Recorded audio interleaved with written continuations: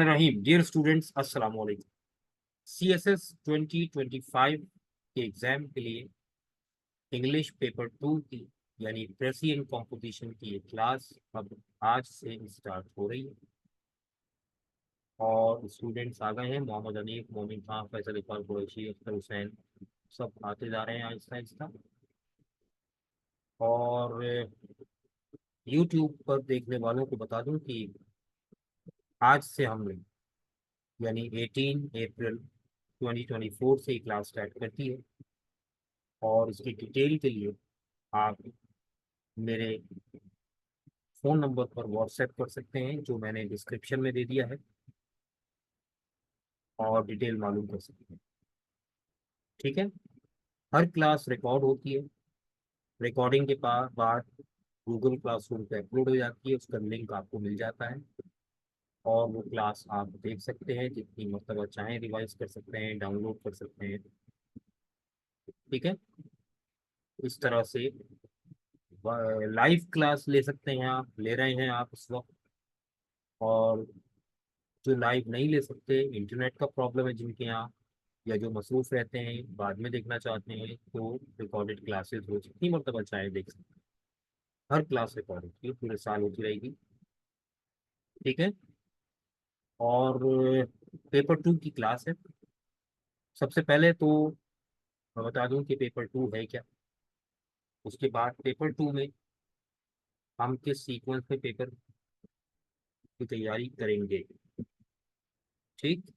मैं screen share कर रहा हूँ, चैट ओपन है और चैट में आप मुझसे डिस्कस कर सकते हैं जो जो चीज़ें आप पूछना चाहें। ये जनाब 100 नंबर का पेपर है, आपको नजर आ गया होगा स्क्रीन पर अपनी। मैंने ओपन कर दिया है। Federal public service commission competitive examination for recruitment to post PS-17 under the federal government, English precis composition. अच्छा, वो पूछा जा रहा है कि आपका हाथ कैसा है। मेरा हाथ अब ऐसा, ये देखें, थोड़ा सा टेढ़ा हो गया है, लेकिन अल्लाह का शुक्र है काफ़ी बेहतर है। दो जगह से हड्डी टूटी थी, यहाँ से और यहाँ से। ये दो हड्डियाँ टूट गई थी जिसकी वजह से मैं तकरीबन 4 महीने कुछ नहीं कर सका। अब मेरा हाथ इस काबिल है कि मैं एटलीस्ट कीबोर्ड ऑपरेट कर सकता हूँ। ठीक है ना। तो आप सबकी दुआएं हैं, अल्लाह का शुक्र है, अल्लाह का एहसान है कि मेरा हाथ फिर से वैसा तो नहीं हो सका जैसा पहले था, लेकिन अब काफ़ी हद तक बेहतर हो गया। अभी 3-4 महीने और लगेंगे, लेकिन एटलीस्ट ऐसा हो गया है कि मैं वर्किंग कर सकता हूँ इससे। खैर, आपने पूछा तो मैंने बता दिया। अब देखें, ये इंग्लिश प्रेसियन कॉम्पोजिशन का पेपर है। इस पेपर के दो पार्ट्स हैं। पार्ट 1 MCQs है, MCQ बेस्ड है। जो 20 मार्क्स का है उसमें वोकैबलरी बेस्ड क्वेश्चन आते हैं, उसकी हम अलग से तैयारी करेंगे इंशाल्लाह। 3 आवर्स का ये पेपर है, 2 से 5 में होता है, उसी दिन जिस दिन आपका सुबह 9 से 12 में। थैंक यू वेरी मच, आमीन। जिस दिन आपका पेपर 1 होता है सुबह 9 से 12, उसी दिन 2 से 5 में आपका ये पेपर 2 होता है। 20 मार्क्स के MCQs होते हैं, उसके फौरन बाद आपसे वो पेपर ले लिया जाता है, आपको नया पेपर दिया जाता है जो पार्ट 2 होता है। और पार्ट 2 के अंदर 80 मार्क्स का पेपर होता है। ठीक। ये जो नोट्स लिखे हुए आ रहे हैं पढ़ लीजिएगा, ये मैं बाद में एक्सप्लेन भी कर दूंगा आपको। ये उसी दिन से मुताल्लिक हैं जिस दिन आप पेपर दे रहे होंगे, ये मैं एक्सप्लेन करता जाऊंगा आपको बाद में। पार्ट 2 में क्वेश्चन नंबर 2 है। क्वेश्चन नंबर 1 तो पार्ट 1 था ना आपका, जिसमें वोकेबलरी बेस्ड क्वेश्चंस थे, सिनोनिम्स, एंटोनिम्स और इसके अलावा जो है एनोलॉजी वगैरह। पार्ट 2 में क्वेश्चन 2 जो है 20 मार्क्स का है, जिसमें आपको प्रेसी लिखनी है। एक पैसेज दिया हुआ है 2 पैराग्राफ्स का, इस पैसेज को पढ़कर आपने 1/3 बनाना है और इसकी प्रेसी लिखनी है। तो जो लोग मेरे ऐसे राइटिंग के कोर्स में एडमिशन लेते हैं उनको मैं ये precis writing free of cost complimentary करवाता हूँ। और जाहिर है कि आप तो करेंगे ही, आपने तो PMC में एडमिशन लिया। ये 20 मार्क्स का पेपर, 20 मार्क्स का क्वेश्चन है। सेकंड क्वेश्चन आपके सामने आ रहा है, ये 20 मार्क्स का है। Read the following passage carefully and answer the questions given at the end. एक पैसेज दिया है, 3 पैराग्राफ्स का पैसेज है ये। इसके बाद क्वेश्चंस हैं। Each question carry 4 marks. There are total 5 questions in all. और इन क्वेश्चंस को पढ़कर आपने पैसेज में से आंसर देना है, अपने पास से नहीं, पैसेज से। ठीक है, 20 मार्क्स का। ये 2 मेजर क्वेश्चन हैं। अब क्वेश्चन नंबर 4 जो है ये सेंटेंस करेक्शन का है। Correct only 5 of the following sentences. 8 sentences आएंगे, उनमें से आपने 5 को करेक्ट करना है। ठीक है, जैसे ये I won him in the race, तो अब यहाँ मिस्टेक है वर्ब की, I defeated him in the race. Simple ये हो जाएगा। ठीक है, नंबर 2 है he said that I am playing chess. यहाँ गलती क्या है, he said that I was playing chess. ठीक है, टेंस की मिस्टेक थी। कॉम्बिनेशन ऑफ टेंसेस हम डिटेल में करेंगे। यहाँ कॉम्बिनेशन ऑफ टेंसेस का की मिस्टेक थी। तो इस तरह से हमने इस क्वेश्चन को समझने के लिए हमने टेंसेस, कॉम्बिनेशन ऑफ टेंसेस और कॉम्प्लेक्स सेंटेंसेस के स्ट्रक्चर्स, कंडीशनल सेंटेंसेस के स्ट्रक्चर्स, तमाम चीजें डिटेल में करनी, प्लस प्रेपोजिशंस वगैरह वगैरह। जैसे पॉइंट नंबर 4 में दे रहे हैं ही रोट विद इंक। यहाँ प्रेपोजिशन की मिस्टेक है, he wrote in ink. With नहीं आता, इन आता, क्योंकि मीडियम ऑफ राइटिंग इंक है। मीडियम के लिए इन आता है, विद नहीं आता। विद आता है टूल के लिए, टूल है पेन। यहाँ पेन का जिक्र नहीं है, he wrote with a pen. लेकिन हम क्या चेंज कर सकते हैं, प्रेपोजिशन, तो हम कहेंगे ही रोट इन इंक। ठीक है, तो प्रेपोजिशंस का भी मसला होता है। और what country he belongs to, number 5 है ना, what country he belongs to. There is a mistake of formation of the sentence. Interrogative sentence है, तो इसमें आएगा what country does he belong to. What country does he belong to, ताकि आप अगर what country निकाल भी दें तो आपको बाकी स्ट्रक्चर इंटरोगेटिव ही मिले, डज ही बिलोंग टू। ठीक है, तो इस तरह से हमने सेंटेंस करेक्शन करनी है। कहीं प्रपोजिशन की एरर होगी, कहीं आर्टिकल की एरर होगी, कहीं पर जो है वो स्ट्रक्चर की एरर होगी, कहीं कॉम्बिनेशन ऑफ टेंसेस की एरर होगी, कहीं वर्ब की एरर होगी, कहीं रिडंडेंसी होगी। ठीक है ना, तो इन तमाम चीज़ों को हमें देखना है।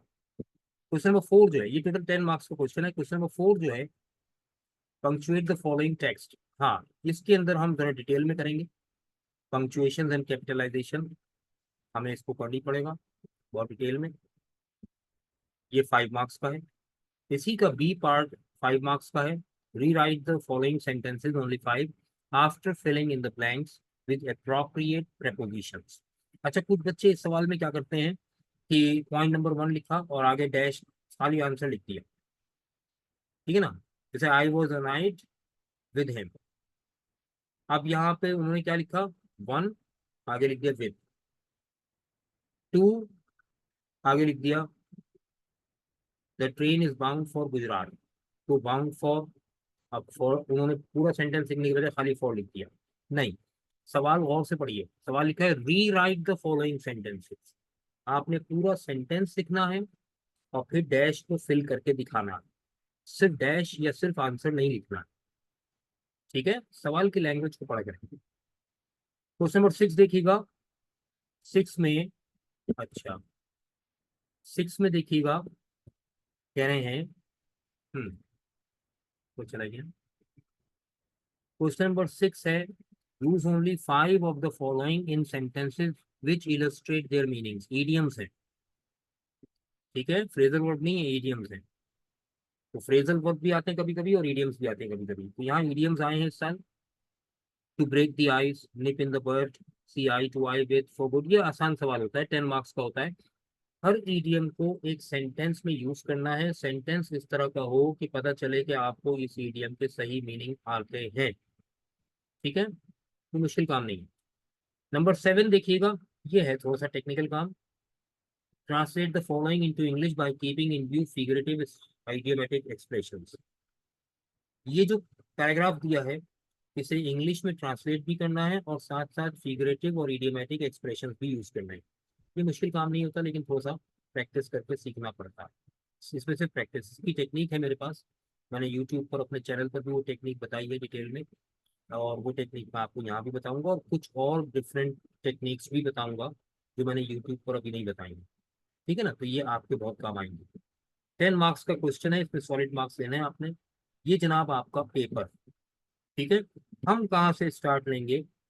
हम अपनी आज से ये क्लास स्टार्ट कर रहे हैं, तो हम सबसे पहले रीडिंग कॉम्प्रीहेंशन करेंगे। ठीक है, हम रीडिंग कॉम्प्रीहेंशन करेंगे। रीडिंग कॉम्प्रीहेंशन का सवाल किस तरह से आता है, उसका जवाब किस तरह दिया जाता है, मैं एक एग्जांपल दिखा दूं। मैंने पास्ट में 2020 में ये सवाल, अच्छा ये तो पेपर है, हाँ 2020 में ये स्टूडेंट को करके दिखाया था जी। ये देखिए, ये जनाब 20 का है शायद, नहीं उससे पहले का, हाँ 2020 का। ये पैसेज आपको नजर आ रहा है, चैट मैंने साइट को ओपन कर लिए आपके सवाल जवाब के लिए। कुछ गुर भी बताऊंगा मैं आपको इसको सॉल्व करने के आज। Read the following passage carefully and answer the questions given at the end. 20 marks का क्वेश्चन होता है, पहले हम यही करेंगे। इसको करने के लिए अगली मेरी क्लास जो होगी वो इंशाल्लाह व्हाइट बोर्ड पर होगी। ठीक है, व्हाइट बोर्ड पर मैं कुछ काम की बातें बताऊंगा, उसके बाद फिर इसको हम लैपटॉप पे ही सॉल्व करके देखेंगे। ये मैंने सॉल्व किया हुआ था, कि मैं आपको एग्जांपल दे रहा हूँ कि मेरा तरीका कार क्या होगा। अब एक ये पैसेज है आपके सामने, ग्लोबलाइजेशन इसका टॉपिक है शायद। अब इस पैसेज को रीड करना है, तो ऑनेस्टली बताइएगा कि आमतौर पर रीडिंग कॉम्प्रिहेंशन सॉल्व करने के लिए आपसे कहा क्या जाता है कि जो पैसेज आएगा उस पैसेज को आपने 2 से 3 बार थॉरोली रीड करना है, अंडरस्टैंड करना है, कॉम्प्रीहेंड करना है। तो कॉम्प्रीहेंशन का सवाल है भाई। मैं अपने स्टूडेंट्स से कहता हूँ कि ये बेवकूफ़ी है। 2 से 3 बार अगर आप इस एक पैसेज को कॉम्प्रीहेंड करने के लिए रीड करेंगे, तो भाई आपका टाइम वेस्ट होगा। मेरी टेक्निक थोड़ी सी डिफरेंट है। वो टेक्निक क्या है? ये पैसेज है ना, छोड़ दें इसको, ये क्वेश्चंस है। अब ये क्वेश्चन नंबर 1 जरा देखिए, व्हाट, क्या है, डिफाइन ग्लोबलाइजेशन। क्वेश्चन नंबर 2 देखें, what is electronic mass communication. Question number 3 है, what does the term third world denote. Question number 4 है, व्हाट इज प्राइवेटाइजेशन। और 5 है, explain liberalism in the above context. सबसे पहले तो आपने पांचों सवाल पढ़ लिए। इन 5 सवालों को भले आप 5 5 मरतबा पढ़ लें, टाइम वेस्ट नहीं हो रहा आपका। अव्वल तो 1 से 2 मरतबा ही पढ़ना पड़ेगा आपको, सिर्फ क्वेश्चंस को रीड करें पहले। अभी आपने पैसेज नहीं पढ़ा, आप सिर्फ और सिर्फ क्वेश्चंस को अगर रीड कर लें, तो आप समझ जाएंगे कि आप जो पैसेज अब पढ़ने जा रहे हैं उस पैसेज में क्या क्या बातें हो रही। पहले से क्वेश्चंस पढ़ लेने से आपको पता चल जाएगा कि आप जो पैसेज ऊपर दिया हुआ है अभी आपने नहीं पढ़ा, मगर आप जानते हैं इसमें पता चला है। इसमें बताया जा रहा है ग्लोबलाइजेशन के बारे में, मास कम्युनिकेशन के बारे में, इलेक्ट्रॉनिक मास कम्युनिकेशन के बारे में, थर्ड वर्ल्ड किसे कहा जा रहा है ये बताया जाता है, प्राइवेटाइजेशन की बात हो रही है, और लिबरलिज्म की बात हो। अभी मैंने ये पैसेज नहीं पढ़ा, मगर मुझे मालूम है कि इस पैसेज में क्या क्या बातें हो रही हैं। तो समझ लीजिए कि ये पैसेज आपको, आधी बात तो आपकी पहले ही समझ में आ गई इस पैसेज को पढ़े बगैर। एक माइंड में एक आइडिया बन गया आपके कि ये पैसेज किस किस बारे में है, सिर्फ सवाल पढ़ के। ठीक है, अच्छा, अब सवाल ये आया है, मोहम्मद हनीफ साहब ने किया है कि what will be the length of answer pertinent to the given question. देखिए, answer must be within the context of the given passage, number 1. Number 2, answer must be correct and complete. And precise. ठीक है, ये बात fix नहीं है, ये fixation नहीं हुई है कहीं पर भी कि आंसर इतने वर्ड्स का होना चाहिए या इतनी लाइंस का होना चाहिए। ठीक है, आंसर मस्ट बी प्रिसाइज, मुख्तसर होना चाहिए, कंसाइज होना चाहिए, कंप्लीट एंड करेक्ट होना चाहिए, और in relevance with the context of the given passage. अपने पास से उसमें लंबी लंबी नहीं आंकनी है। ठीक है, कुछ लोग बोलते हैं सिर्फ, हाँ देखिए, सिर्फ 5 लाइन तक ही लिखे। नहीं भाई, कुछ लोग तो बहुत कुछ बोलते हैं, और जो बहुत कुछ बोलते हैं वो कुछ लोग होते हैं। मैं वो बहुत कुछ नहीं बोलता, क्योंकि मैं उन कुछ लोगों में से नहीं हूँ। मैं वही बात कहूंगा जो मेरे एक्सपीरियंस में है, और मैं अपना तारुफ करवा चुका हूँ पहले भी आपको।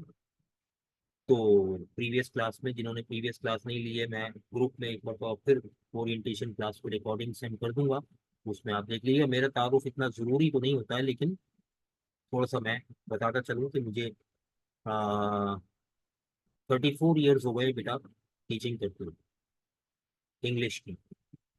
मैं इंग्लिश का प्रोफेसर हूँ गवर्नमेंट कॉलेज में, और इसके अलावा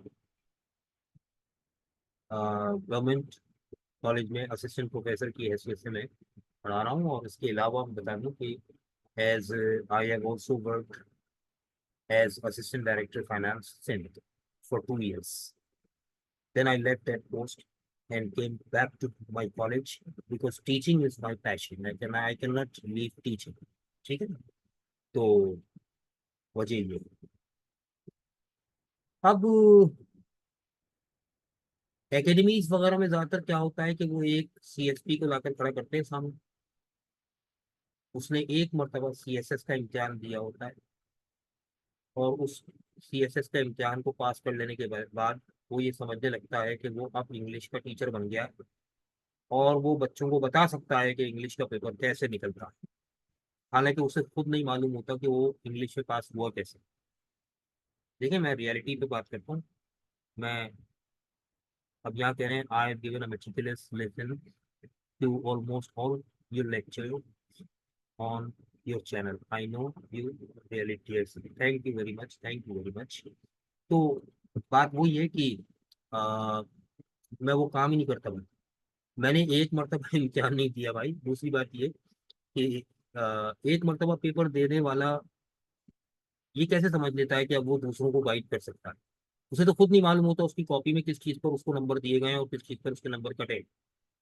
उसे खुद नहीं मालूम होता, और वो दूसरों को गाइड कर रहा होता है। भाई वो पास हो गया, बस उसका नसीब में था। ठीक है ना। तो आप लोगों ने ग्रेजुएशन का इम्तिहान दिया होगा, तो ग्रेजुएशन में जब आप पास हुए होंगे तो आप क्या कॉपी आपको वापस मिली होगी, या आपको दिखाई गई होगी कॉपी के भाई आपको इस चीज पे नंबर दिए हैं हमने, और ये चीज आपने बहुत अच्छी लिखी थी, इस पे इतने नंबर दिए हैं, और ये चीज आपने गलत लिखी थी, इस पे नंबर कटे हैं? नहीं, आपको खुद नहीं मालूम होता आपकी कॉपी में किस चीज पे नंबर कट गए और किस पे मिल गए। आप दूसरों को कैसे गाइड करेंगे भाई? इसके लिए उस सब्जेक्ट का टीचर होना जरूरी होता है। ठीक है ना। लेकिन जाहिर है कि हमारा यूथ जो है वो इंस्पिरेशन पे चल रहा होता है, वो इंस्पायर हो जाता है ये देख करके, ओहो एक सीएसपी आपको गाइड करने के लिए आया। और फिर उसके बाद क्या होता है, इंस्पायर होते होते होते बिलाखिर वो बच्चा एक्सपायर भी हो जाता है।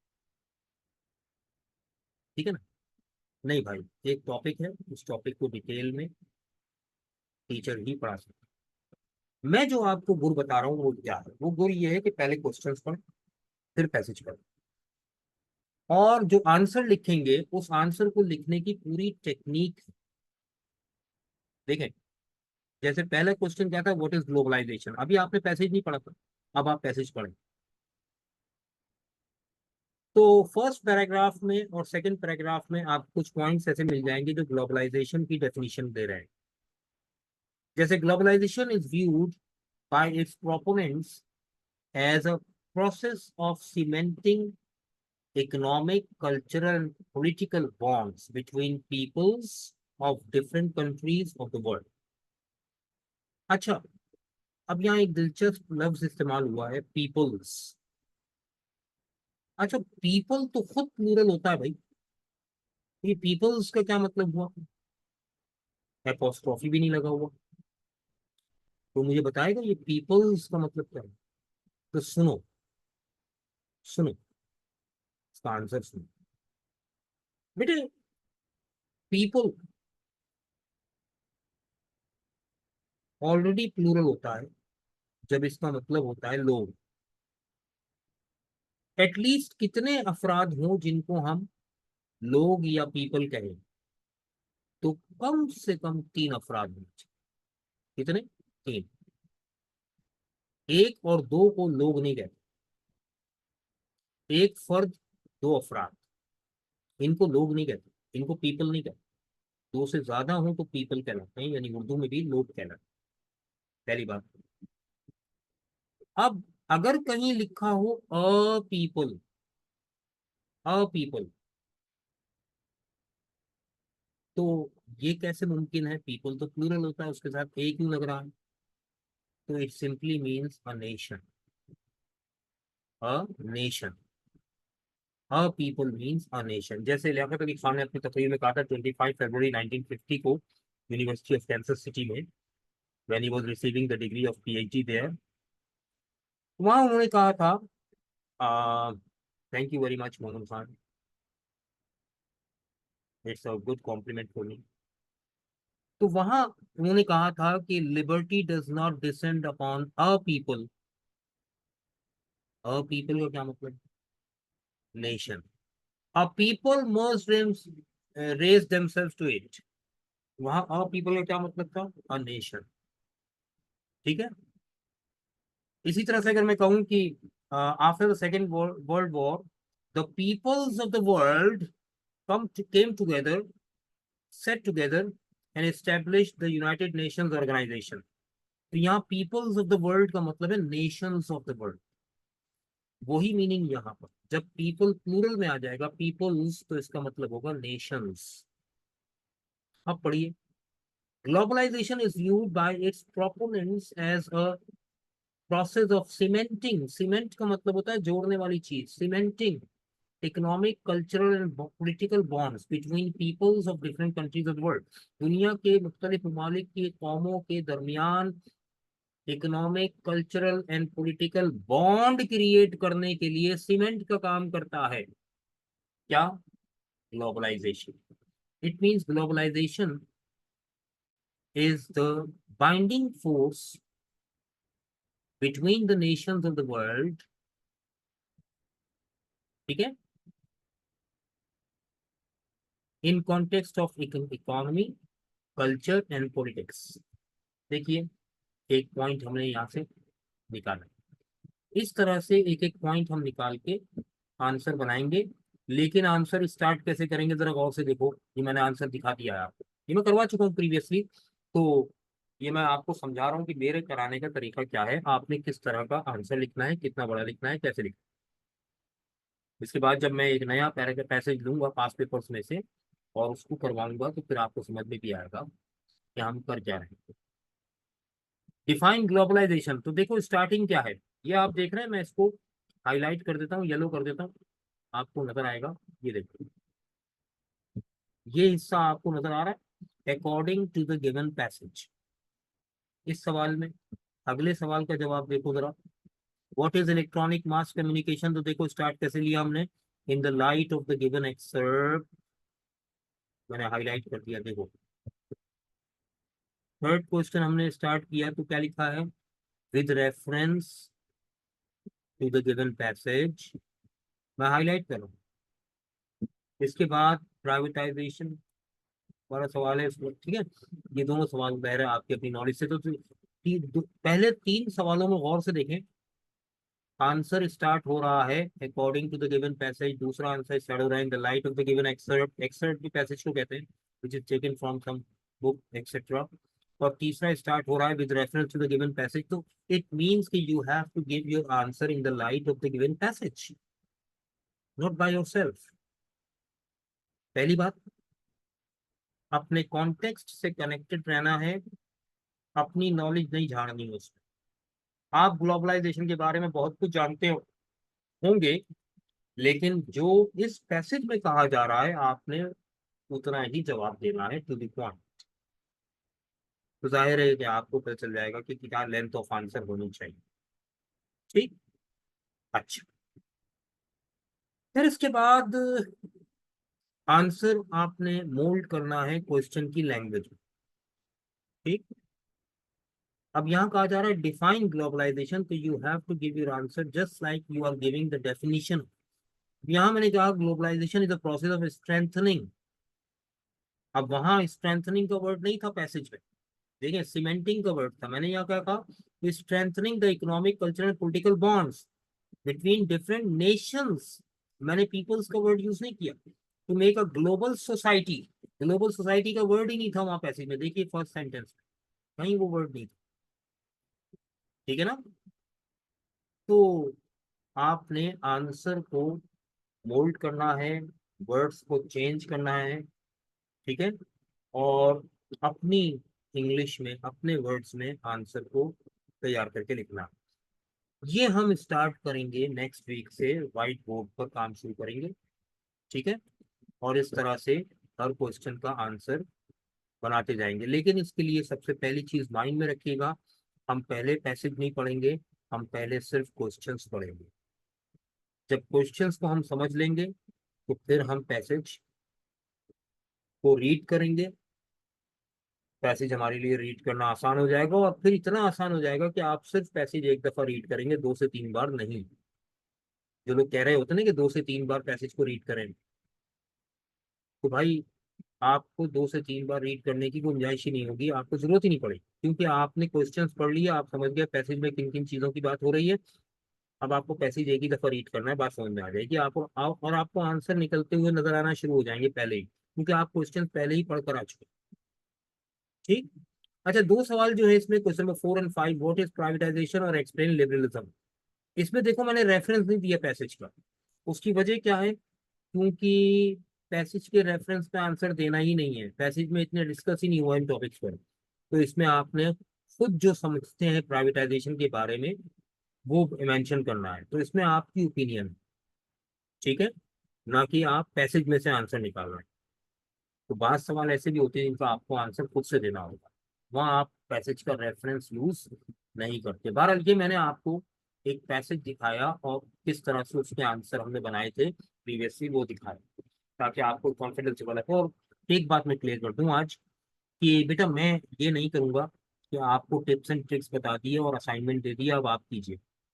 नहीं, अभी नकवी का ये तरीका कार ही नहीं है। मैं सबसे पहले तो टिप्स एंड ट्रिक्स दूंगा, फिर उन टिप्स एंड ट्रिक्स को यूज करके खुद दिखाऊंगा आपको, कुछ क्वेश्चंस खुद सॉल्व करके दिखाऊंगा आपको। जब आप में कॉन्फिडेंस आ जाएगा कि ऐसे करते हैं, आप मुझे करते हुए देखेंगे तो आपको समझ में आएगा क्या करते हैं, कैसे करते हैं। तो फिर आपको भी करना आता है। फिर मैं आपको असाइनमेंट दूंगा कि